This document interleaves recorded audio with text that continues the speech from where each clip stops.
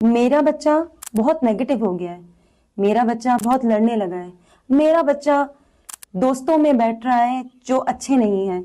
میرا بچہ گھر میں وقت نہیں دیتا، میرا بچہ جھگڑا کرتا ہے، میرا بچہ پڑھائی کی طرف توجہ نہیں دیتا، میرا بچہ موبائل بہت زیادہ یوز کرتا ہے، میرا بچہ ہم سے چیزیں ڈسکس نہیں کرتا. یہی سوالات ہیں آج کل کے